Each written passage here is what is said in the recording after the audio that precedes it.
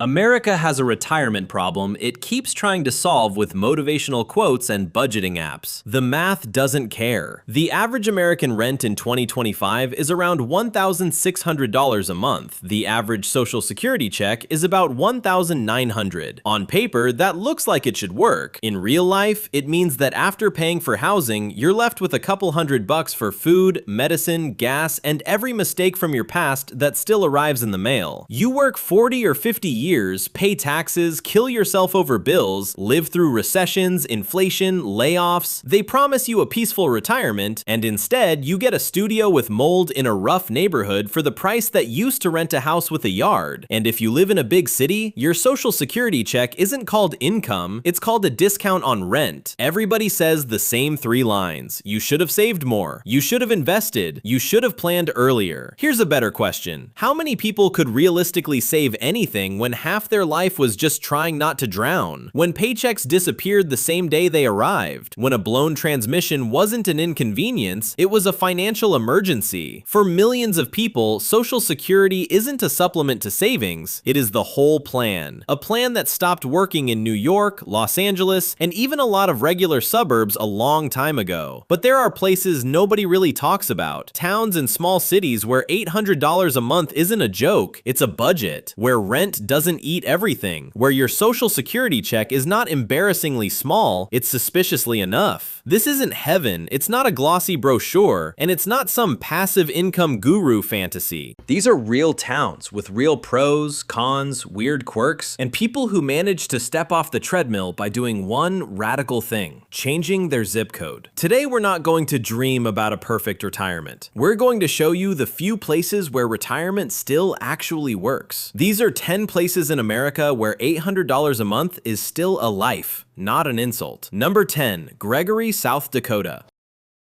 The kind of place where God hit save and never came back to update the file. Population 1,200. Vibe, frontier town that decided optimism was optional. Gregory sits in the middle of nowhere, which sounds like a criticism until you see the rent. Median home price in 2026 is projected at $105,000, compared to the national median of $430,000. That's not a discount, that's a different economy. South Dakota has zero state income tax on anything. Social Security, pensions, that $40 you made selling quilts at the county fair, untaxed. Monthly food costs in Gregory average around $645, compared to a national average closer to $850. Property taxes sit well below what you'd pay in most states. Crime rate? Lower than your expectations for this place. What nobody tells you is that Gregory County was literally opened by presidential decree in 1904. 160 acres per family. The frontier mentality never left. People here still act like land is something you earn, not something you rent at a 12% annual increase. And here's the wild part. Gregory has one of the lowest rates of natural disasters in the country. No hurricanes, no earthquakes, no wildfires. Insurance here costs what insurance used to cost, back when it was boring. Moved here from Denver. My mortgage is $480. I cried for 3 days, but happy crying. My neighbor brought me a casserole. I didn't know people still did that. The downside, the nearest Target is a philosophical concept. The nearest Starbucks is a memory you brought with you. But your Social Security check arrives and you don't immediately hand it back to a landlord in the same envelope. Gregory, South Dakota, where the prairie is wide, the taxes are non-existent, and the loudest thing at 9 p.m. is your neighbor's wind chime having an existential crisis. If you thought Gregory was quiet, wait until you see the next town, where the population peaked in 1980, and somehow that's part of the charm. Number 9, Corning, Iowa.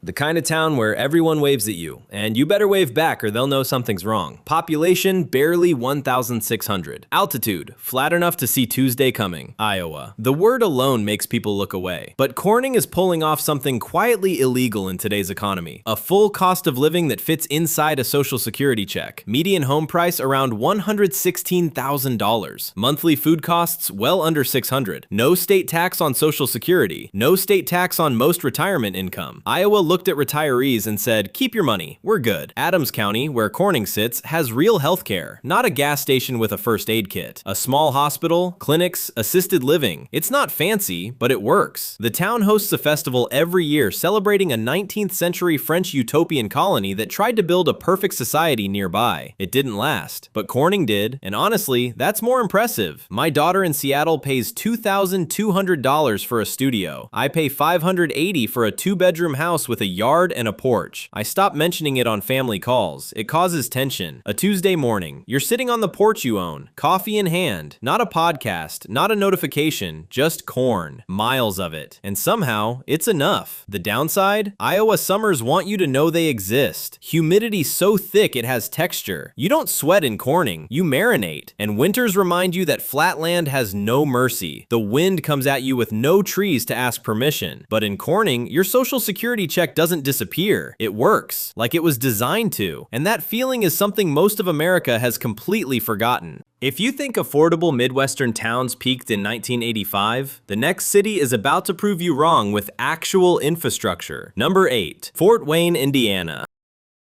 When a city gets ranked one of the most affordable places to retire in America, and people still sleep on it. Population about 270,000. Not a ghost town, a real city, with traffic lights, hospitals, and a Costco. Average rent under $1,000, while the national average sits above $1,600. Cost of living noticeably below the US average. Median home price far below what you'd pay on the coasts. And Indiana doesn't tax Social Security. Fort Wayne has proper infrastructure, big hospital systems, a serious parks network with dozens of parks and more than 100 miles of trails, a library system that actually functions. This isn't about surviving in a forgotten place. This is a mid-sized city where a fixed income buys you a real life. The cultural scene won't confuse you with New York, but the orthopedic surgeon won't bankrupt you either. And at a certain age, that matters more than another rooftop bar. People keep asking why I moved to Fort Wayne. I say, because I wanted a house and a dentist. Apparently that's controversial now. Fort Wayne is a retirement cheat code hiding in plain sight, named after a general, run like a spreadsheet, and affordable in a way that feels like a glitch nobody patched. And if Fort Wayne is the affordable city nobody talks about, the next town is in a state most people forget exists at all. Number 7, Valley City, North Dakota.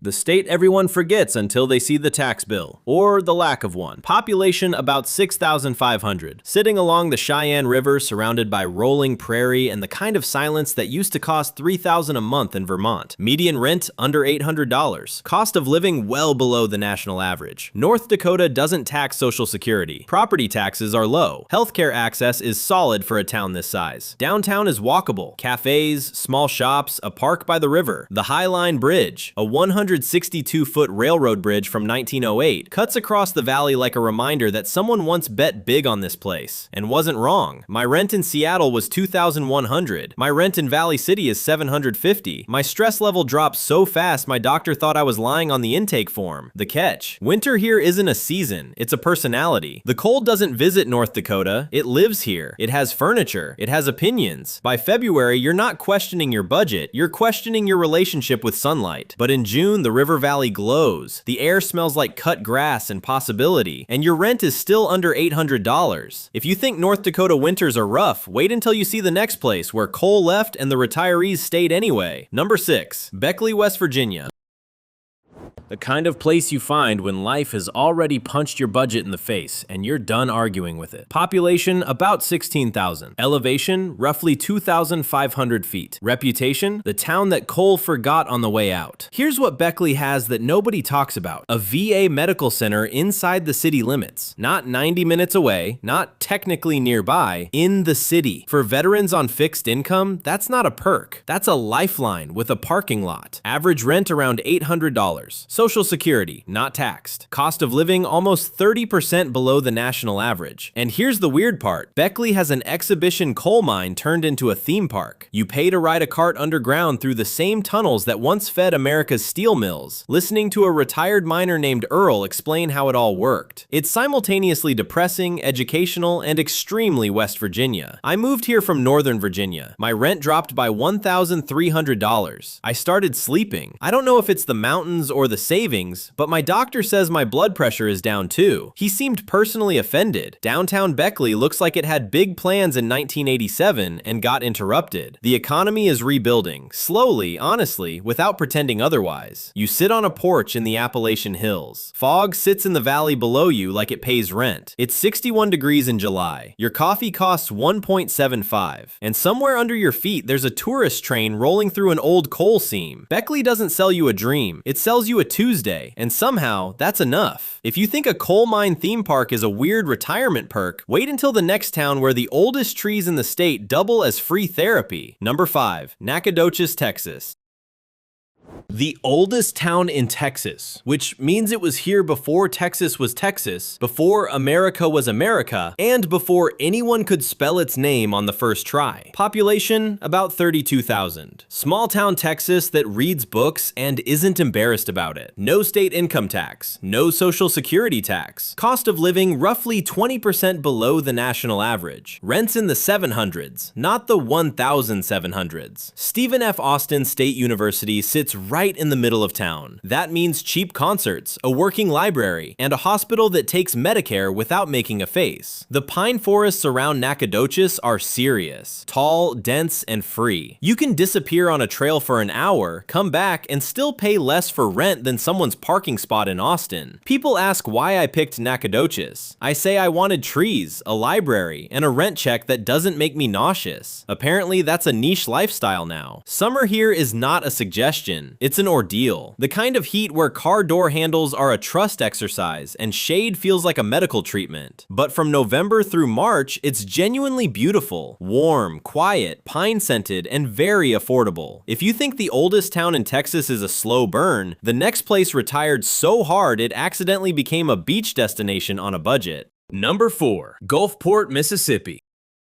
The beach town Florida forgot to overcharge. Population around 72,000. More than 30 miles of Gulf Coast shoreline. Housing costs roughly 30% below the national average. Pension income not taxed. Social Security not taxed. Beachfront retirement is supposed to cost $3,000 a month. Gulfport never got that memo. The same warm water and soft sand you'd pay a fortune for in Florida exist here at a fraction of the rent. Median home prices barely break 6 figures. Rents in many neighborhoods sit in the $700 to $800 range. You can actually live near the water without selling a kidney. I have a view of the Gulf from my porch. My rent is $740. My neighbors think I'm rich. I'm not. Mississippi is just doing something nobody else is. The catch? Some parts of Gulfport have real crime. You pick your neighborhood carefully, and hurricane season isn't a metaphor here. It's a calendar event. But on a normal morning, you drink coffee on a small porch, watch pelicans glide over the water, and think about how somewhere, someone is paying triple your rent for a view of a parking garage. If Gulfport sounds too good to be true, wait until the next town where the main export is crawfish and the tax code works in your favor. Number 3, Breaux Bridge, Louisiana.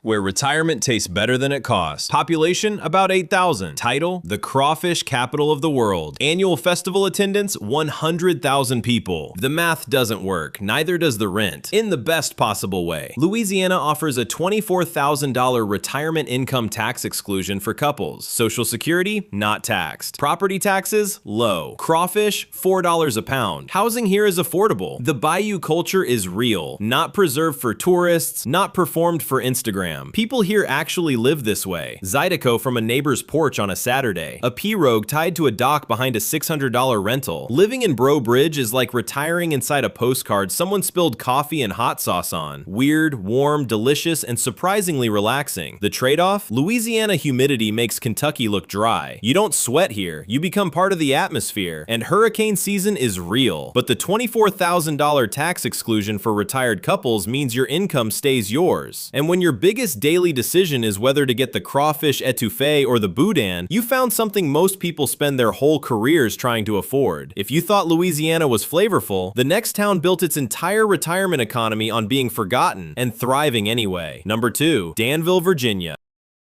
The town that quietly became a retirement destination while everyone was looking somewhere else. Population about 42,000. On the North Carolina border. Senior population over 40%. That's not a warning, that's a signal. Average rent around $875. Cost of living roughly 31% below the US average. Median home price well below the national median. Social Security not taxed. When 40% of a town is over 65, the infrastructure follows. Pharmacies, clinics, community programs, hospitals. Danville works for the demographic that needs it to work. The Dan River runs through town. The Blue Ridge Mountains sit on the horizon, and your Social Security check lands in your account and doesn't immediately evaporate. I moved to Danville from Northern Virginia. I went from $2,100 rent to $875. I started sleeping again. I don't know if it's the cost of living or the mountain air, but I'll take both. Danville isn't flashy. It doesn't pretend to be something it's not. It's a place where aging doesn't bankrupt you. And in 2026,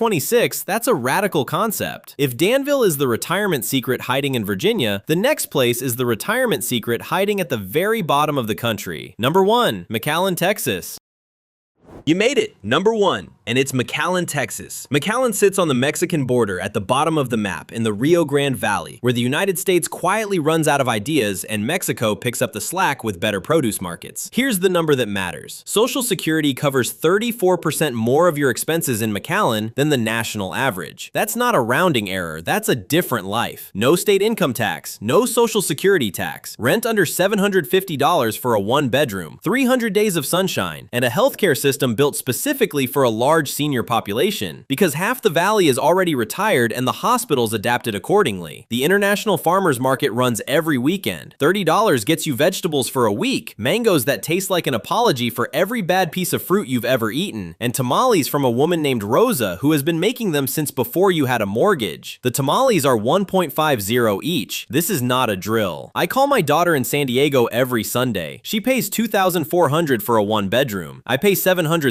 I've decided not to tell her about the tamales. Some advantages you keep to yourself. The summer is real. July in McAllen doesn't ask for your opinion. It's 105 degrees and the sun is not interested in your preferences. But from October through April, McAllen is the kind of warm that makes you feel like the weather is personally rooting for you. 7 a.m. You're already outside because it's 72 degrees and there's no reason not to be. Coffee from a place that charges $2. The palm trees are doing their thing. Your rent is $730. Your Social Security check still has $1,100 left after all your bills. You have nowhere to be and no debt telling you otherwise. You call your kid back in California. They ask how you're doing. You say fine. You don't mention the tamales. You don't mention the savings. You just say, yeah, it's fine down here. Because some retirement hacks you keep to yourself. The average American retires with less than $200,000 saved. Social Security was never meant to be enough, but in the right zip code, it is. The question isn't whether you can afford to retire, it's whether you're willing to move somewhere with a different area code. Like this if you've ever looked at your rent and felt personally attacked. Subscribe, because the economy isn't getting cheaper, but this channel keeps finding the exits.